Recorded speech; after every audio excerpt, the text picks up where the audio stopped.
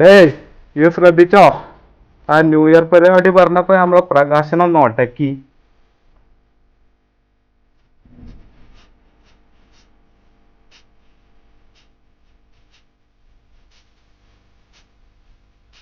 ഇക്കാലത്ത് ഏറ്റവും കൂടുതൽ നമ്മളെ സാധനം കൊണ്ട് വിറ്റ് കാശായി പോകുന്നതാണ്.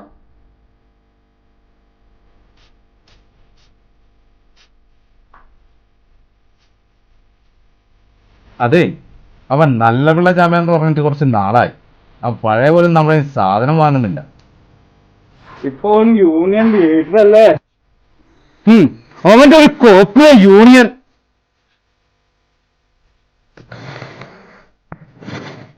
അവനിപ്പോ ഇങ്ങോട്ട് വിളിച്ചു വരുത്തിയാലോ? അവന്റെ തീരുമാനം എന്താണെന്നറിയാം? എടാ പ്രകാശ, നീ ഇവിടം വരെ ഒന്ന് വരണം. ആ, നമ്മുടെ പഴയ സ്ഥലം തന്നെ, സ്ഥിരം സ്ഥലം. ഓക്കെ, അതവൻ ഇന്ന് വരും.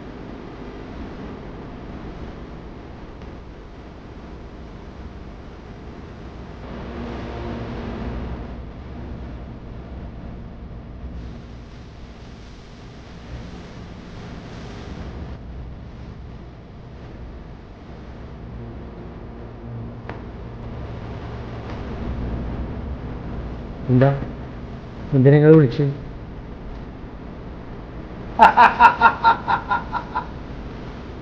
എടാ പന്നെ, നീ യൂണിയൻ ലീഡറോ കൗൺസിലർ ആരും ആയിക്കോട്ടെ, ഞങ്ങളുമായിട്ട് നിനക്ക് സഹകരിക്കാൻ പറ്റുമോ? ഇല്ല, ഇപ്പൊ നിങ്ങൾ ഉദ്ദേശിക്കുന്ന ആളല്ല ഞാന്. എനിക്ക് ഒരുപാട് ഉത്തരവാദിത്തങ്ങളുണ്ട്. പ്ലീസ്, ഇനി എന്നെ ഉപദ്രവിക്കരുത്. ഇനി ഇതുപോലെയുള്ള കാര്യങ്ങൾക്ക് എന്നെ വിളിക്കരുത്. എന്റെ നിവൃത്തിയോട് കൊണ്ടാണ് നിങ്ങൾ പറഞ്ഞതൊക്കെ ഞാൻ ശരിയായി. ഇപ്പൊ അവിടെ വെച്ച് ഇല്ലാതാക്കാൻ വേണ്ടിയിട്ടാ ഞാൻ ഇപ്പൊ നിങ്ങൾ വിളിച്ചപ്പോ അവിടെ വന്നത്. വിളിച്ചോനെ.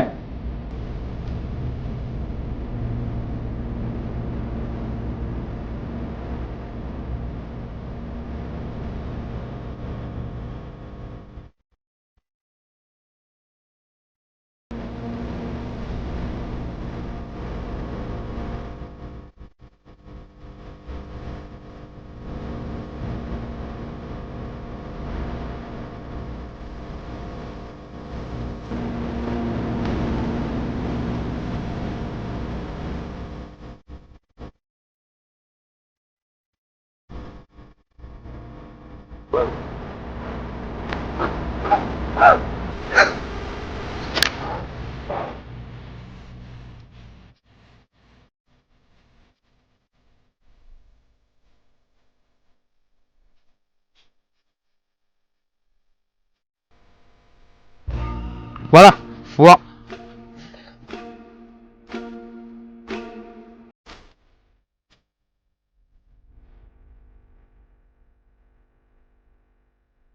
ഹലോ, ഞാൻ പ്രിൻസാണ്. പറമ്പിലുണ്ട്. ആ,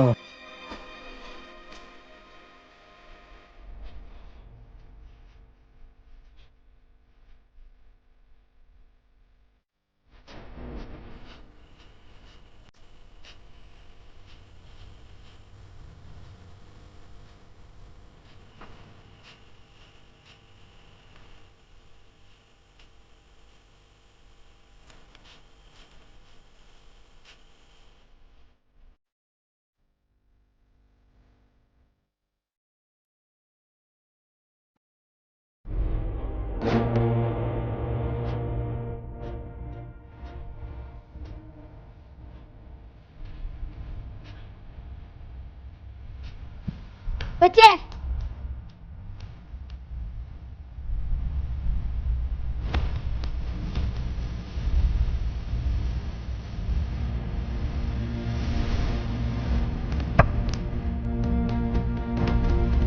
വൈകില്ലേ വിട്ടോ.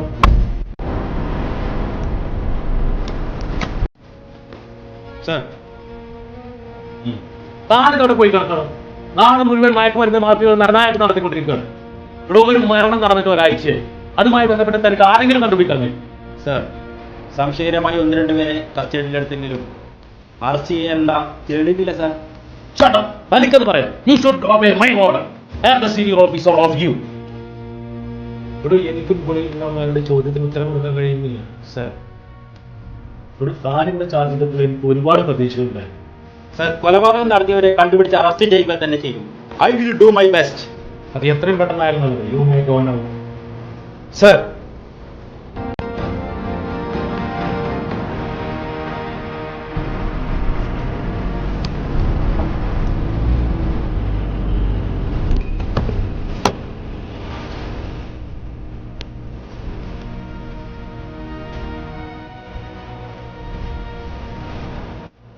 എന്താണ് അവിടെ? ആശയിലൂടെ കൂടിക്കരുത് അറിയില്ലേ? സാറേ ഞങ്ങൾ വീട്ടിലേക്ക് കുറച്ച് സാധനങ്ങൾ വാങ്ങാൻ പോകുന്നതാണ്. എന്താ പറഞ്ഞ എൻ്റെ പേര്? സാറേ എൻ്റെ പേര് താനിയാജി എന്നാണ്. ഇവിടെ കഴിഞ്ഞ ആഴ്ചയിലെ സംഭവത്തിന് ശേഷം ഇവിടെ നിങ്ങളാരെങ്കിലും സംശയമായിട്ട് ആരെങ്കിലും കാണുകയോ കേൾക്കുകയോ എന്തെങ്കിലും ചെയ്തോ? പിന്നെ ഈ മരിച്ച വ്യക്തിയുമായിട്ട് ആർക്കാണ് അവിടെ കൂടുതൽ അടുപ്പം? സാറേ ഈ 4 വീടിൻ്റെ അപ്പുറത്തുള്ള ഞങ്ങൾ അയൽവാസി. നാളെ നിങ്ങൾ രണ്ടുപേരെ സ്റ്റേഷൻ വരെ ഒന്ന് വരണം കേട്ടോ.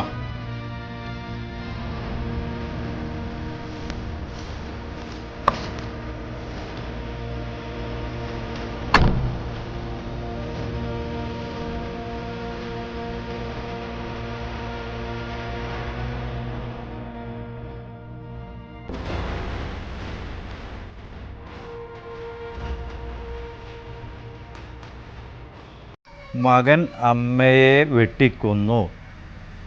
ഇന്നലെയാണ് സംഭവം. വീട്ടിൽ അമ്മ തനിച്ചുള്ളപ്പോൾ ലഹരിക്കടിമയായ മകൻ അമ്മയെ വെട്ടിക്കൊന്നു.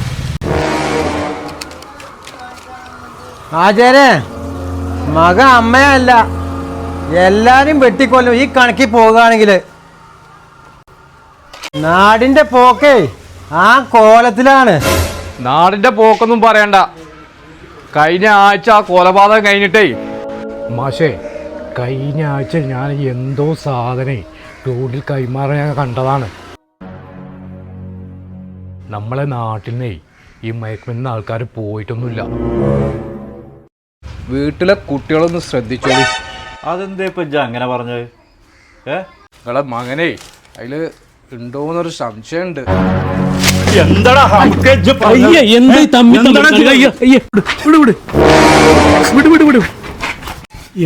ആചാര്യ, എന്താ ഷമീർ, നാട്ടിലിങ്ങനെ പ്രശ്നം വരുമ്പോൾ നമ്മൾ തമ്മിൽ പീടിയ കൊല്ലായിൽ വെച്ച് അടിവീടലല്ല, ഇതിന് ബോധവൽക്കരണ ക്ലാസ്. അതായത് എന്താണ് നമ്മുടെ നാട്ടിൽ ഒരുമിച്ച് നിന്നിട്ട് ഈ മയക്കുമരുന്നിന് ഈ മാഫിയക്കെതിരെ പ്രവർത്തിക്കുക, എന്ത് ചെയ്യാൻ കഴിയും എന്നാണ് നമ്മൾ ചിന്തിക്കേണ്ടത്. അല്ലാതെ തമ്മിൽ തച്ചി പിരിയാലല്ല. ഇരിക്കും നമുക്ക് വഴി ഉണ്ടാക്കിയിരിക്കും. നമുക്കേ ഇപ്പോൾ ഈ നടന്നുകൊണ്ടിരിക്കുന്ന ഈ മയക്കുമരുന്ന് മാഫിയക്കെതിരെ ഒരു ബോധവൽക്കരണ ക്ലാസ് നടത്തണം. അതിന് ഒരു മോട്ടിവേഷൻ, ഒരു മാസ്റ്ററെ നമുക്ക് സംഘടിപ്പിക്കണം. എൻ്റെ അറിവിലൊരു കൂട്ടുകാരനുണ്ട്, എൻ്റെ ഒരു കൂട്ടുകാരനാണ്, ഞാൻ വിളിച്ചാൽ വരുവാണ്.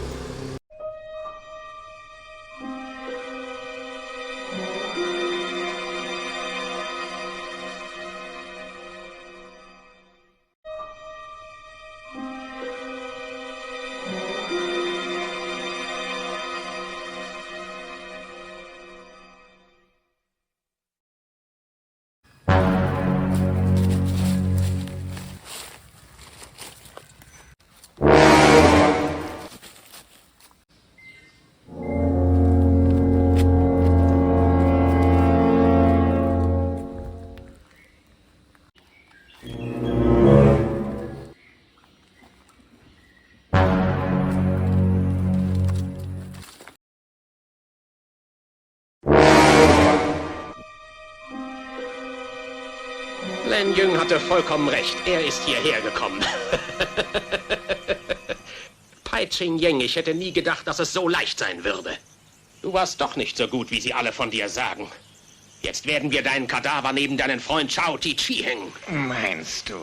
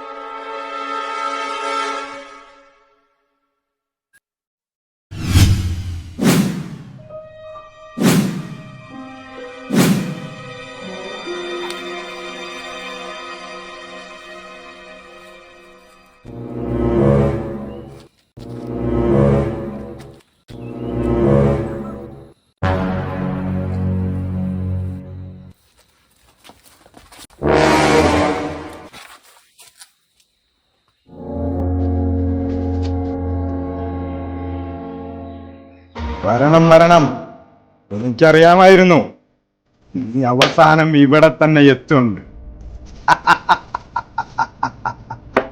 അഥവാ എത്തിയില്ലെങ്കിൽ നീ ഇവിടെ എത്തിക്കും ഞാൻ. പച്ചേ, നീ എന്നെ എത്തിച്ചല്ല, നിന്നെ എത്തിക്കേണ്ടിടത്ത് എത്തിക്കാൻ ഞാൻ വന്നതാണ് ഇവിടെ. അതിന് നീ 100 ജന്മം ജനിക്കണം. എന്റെ സാമ്രാജ്യത്തിൽ വന്ന് നീ ഒന്ന് നുള്ളി നോവിക്കാൻ. നിന്റെ കുട്ടികളെ ഒന്നും നുള്ളി നോവിച്ചു എന്ന് കേട്ടു. ഞങ്ങൾക്ക് തടസ്സം നിൽക്കുന്ന ഒരുത്തനെയും ഞാൻ വെറുതെ വിടില്ല. ഇല്ല, മയക്കുമരുന്ന് കൊണ്ടുള്ള നിന്റെയും നിന്റെ കൂട്ടുകാരുടെയും അഴിഞ്ഞാട്ടമുണ്ടല്ലോ, സമ്മതിക്കില്ല ഞാൻ. രാജ്യദ്രോഹിയാണ് നീ. നിനക്കുള്ള ശിക്ഷ ഞാൻ നടപ്പിലാക്കും. എടുക്കാതെ സ്വാമിയെ, എന്ന് പേടിച്ചു അല്ലേ ഞങ്ങൾക്ക് അനുകൂലമായിട്ട് നിന്ന നിനക്കും നിന്റെ കുടുംബത്തിനും സുഖമായിട്ട് ജീവിക്കാം.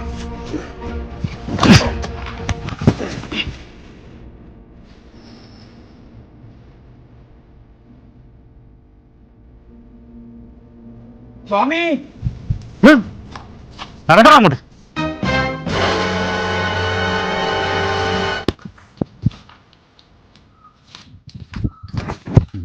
ഈ മയക്കുമരുന്ന് മാഫിയകളെ ഒതുക്കണമെങ്കിൽ ഒരു സ്വാമിയെ അറസ്റ്റ് ചെയ്തുകൊണ്ടോ അല്ലെങ്കിൽ അദ്ദേഹത്തിൻ്റെ കൂട്ടാളികളെ അറസ്റ്റ് ചെയ്തുകൊണ്ടൊന്നും രക്ഷപ്പെടാൻ പോകുന്നില്ല. നാം ഓരോരുത്തരും ഒറ്റക്കെട്ടായി പോരാടണം.